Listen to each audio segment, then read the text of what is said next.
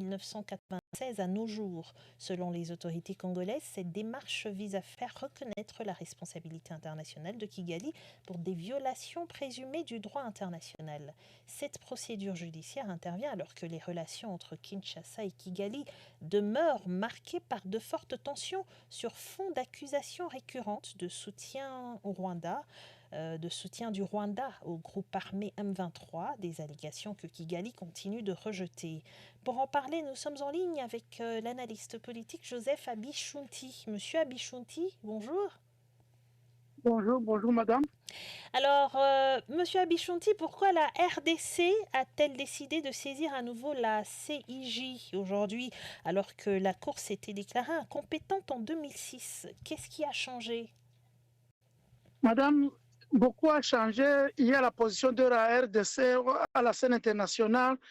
Il faut nous rappeler qu'en 2006, c'était un gouvernement dirigé par Joseph Kabila, qui, on ne peut pas cacher, était un travailleur du gouvernement de Kigali, de Kagame. Alors, il ne pouvait pas, quand même si il saisissait à la Cour, il ne pouvait pas mettre d'efforts comme aujourd'hui avec le gouvernement de Tshisekedi et de Kaikwamba à la tête de la diplomatie.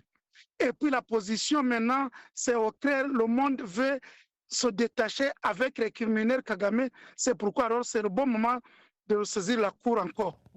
Et en portant le différend devant la CIJ, la RDC change-t-elle la nature du dialogue avec le Rwanda?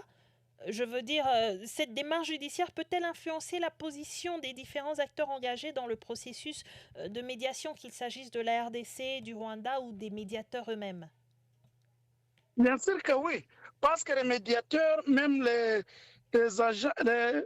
acteurs engagés, ils ne cachent pas qu'ils connaissent que Kagame est coupable. C'est un voleur à gage, c'est un tueur qui a tué plus de 12 millions de Congolais, sans même parler des autres réfugiés. Alors aujourd'hui, c'est un gouvernement qui a la position de négocier. Comme Tshisekedi l'a dit, son Excellence Félix Tshisekedi a dit que c'est un rapport gagnant-gagnant. Aujourd'hui, nous vous montrons qui est le criminel qui a tué mon peuple.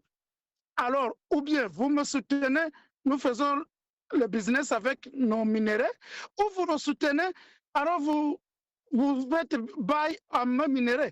Alors, personne ne veut pas perdre, surtout au détriment d'un criminel qui, aux yeux de tout le monde, savent que Kigali, Rwanda, avec le FPR, a ravagé, a tué les Congolais et tout le monde là où il a passé. Même ils se vantent qu'ils sont des killing machines, des machines à tuer. Alors, je pense qu'ils sont dans la position quand même d'influencer les acteurs politiques, surtout la communauté internationale aujourd'hui. Mais est-ce que ce genre de saisine a des chances de modifier le comportement des différents acteurs armés dans l'est de la RDC, ou bien on doit s'attendre à ce que les combats suivent une... Quels sont les acteurs armés? Le M23 n'existe pas. Pardon, vous m'écoutez? Oui, nous vous entendons. Oui, le M23 n'existe pas, c'est le RDF, l'armée de Kagame, l'armée rwandaise. Alors, ça change quoi? D'ailleurs, maintenant, le gouvernement américain a pris des sanctions contre cette armée. Aujourd'hui, si on prend des sanctions encore contre son gouvernement ou des punitions, c'est-à-dire que la guerre va s'arrêter carrément et simplement parce que qui a causé la guerre, qui continue à causer la guerre en RDC, c'est le Rwanda. Alors il faut quand même attaquer et appeler le chien par son nom. Mais comment évaluez-vous la portée de l'argumentation congolaise qui étend le litige à une période allant de 1996 à nos jours? Est-ce que cette longue période est un point fort ou un point faible pour la RDC devant la Cour? C'est un point fort parce que, rappelez-vous qu'en 1997, Kabarebe, qui est maintenant le conseiller principal de la sécurité de Kagame, était le chef d'état-major à la place au Congo, à Kinshasa et au Rwanda. C'est le seul individu qui a existé au monde qui fut chef d'état-major de deux pays indépendants.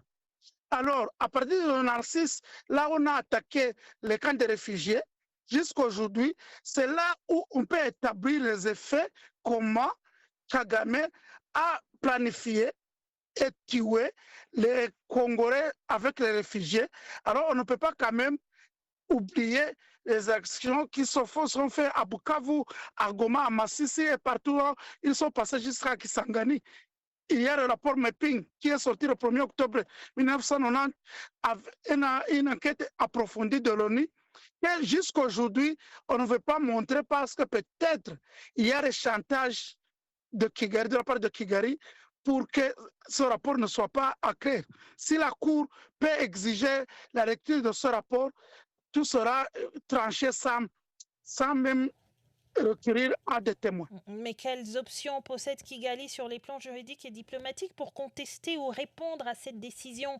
Et surtout, si la Cour venait à donner raison à la RDC, quelles pourraient être les conséquences pour le Rwanda?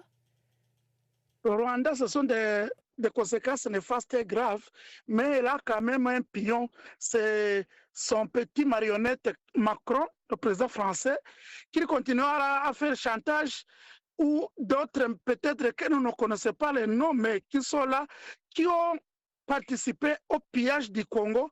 Alors maintenant, où nous parlons, je pense que Kagame a commencé à envoyer ses goons à redire, oh, si on m'arrête, je vais dire que les cortèges, les quoi, et c'est vous qui m'avez envoyé pour tuer.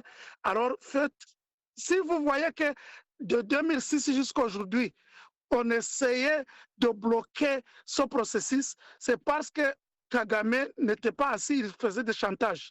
Mais aujourd'hui, avec la position du RDC, avec le président Félix Tshisekedi, avec son ministre des Affaires étrangères, Madame Kaikwamba, je pense qu'ils n'ont pas une chance à soutenir.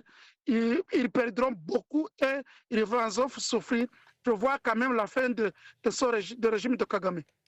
Joseph Abichunti, merci pour toutes vos réponses à nos questions sur Vue d'Afrique. Vous êtes analyste politique. Monsieur Abichunti, merci encore. Au revoir. Au revoir, merci, à la prochaine. À la prochaine sur Vue d'Afrique. En attendant, restez connectés à l'Afrique et au monde avec Channel Africa, la voix internationale de la